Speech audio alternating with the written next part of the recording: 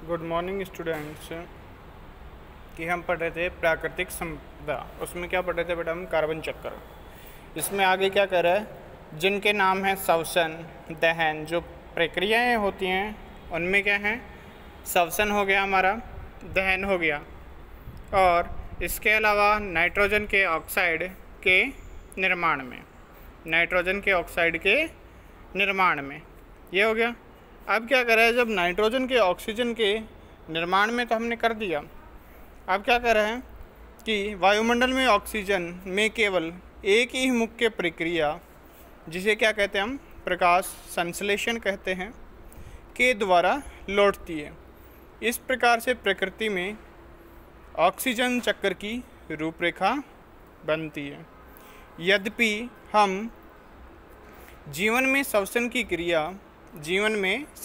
क्रिया में ऑक्सीजन की महत्वपूर्ण मानते हैं, परंतु कुछ जीव क्या होते हैं? मुख्यतः जैसे बैक्टीरिया हो गए, तत्वीय ऑक्सीजन द्वारा जहरीले हो जाते हैं, और वास्तव में बैक्टीरिया के द्वारा नाइट्रोजन स्थिरीकरण की प्रक्रिया ऑक्सीजन की उपस्थिति में नहीं होती है। तो अब क्या आ जाती है हमारी? ओजोन परत। ओजोन परत में क्या होता है बेटा? जो तत्वीय ऑक्सीजन मूल रूप से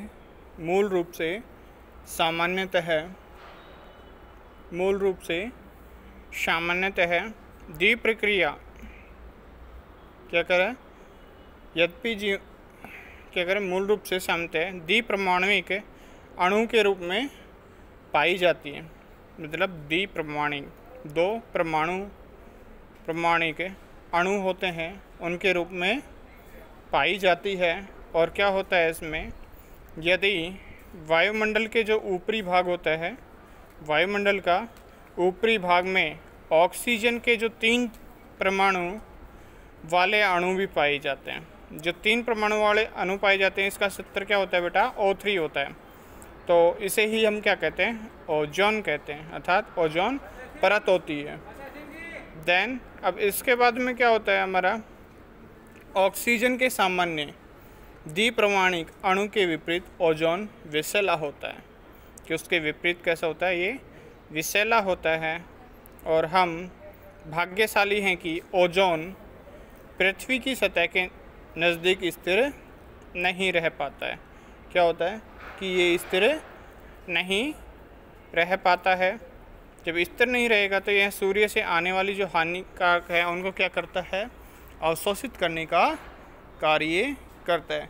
अवशोषित करने का कार्य करेगा और क्या करेगा? इस प्रकार यह उन हानिकारक विकिरणों को जो पृथ्वी की सतह तक पहुंचने का कार्य कर रही हैं, उनको क्या करता है? वो रोकने का काम करता है, और जो कि कई जीव रूपों को क्या करती है? हानि पहुंचाने का काम करती है। हाल ही में यह पता चला है कि ओजोन परत का अवक्षय होता जा रहा है, अर्थात उसका छेद हो गया है ओजोन परत में और उसका अवक्षय हो रहा है। मनुष्य के द्वारा बनाए गए विभिन्न प्रकार के यौगिक, जैसे क्लोरोफ्लोरोकार्बन, जिसे क्या बोलते हैं? CFC, क्लोरोफ्लोरोकार्बन, वायुमंडल में स्थिर अवस्था में उपस्थित हो जाते हैं। जब स्थिर अवस्था में उपस्थित होंगे तो क्या होगा? बेहोशी होगी। तो CFC क्लोरीन तथा फ्लोरीन युक्त कार्बनिक यौगिक हैं। ये बहुत स्थायी होते हैं तथा किसी जैव प्रक्रिया पर विघटित नहीं होते। एक बार जब वे ओजोन परत के समीप पहुंचते हैं तो वे ओजोन अणुओं के साथ क्या करते हैं? प्रतिक्रिया करते हैं, अर्थात एंटी रिएक्शन करते हैं।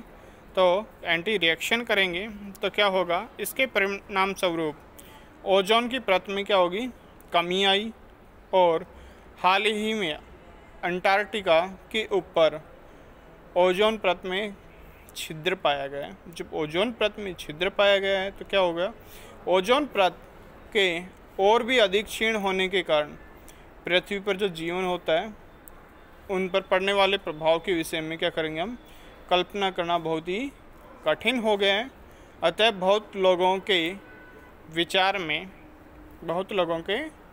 विचार में जो ओजोन परत है के क्षीण होने की प्रक्रिया को रोकने का प्रयास बहुत ही आवश्यक होता है। जब हमारा रोगों का प्रयास बहुत ही आवश्यक होगा तो कैसे करेंगे, जैसे आपको दिखा रखा है डायग्राम में, अक्टूबर 1980, अक्टूबर 1985, अक्टूबर 99। अंटार्कटिका के ऊपर ओजोन परत में छिद्र, जैसे जो क्या दिखा रखा है, कौन सी कलर में दिखा रखा है, मैजेंटा रंग में दिखा रखा है आपको, ये है।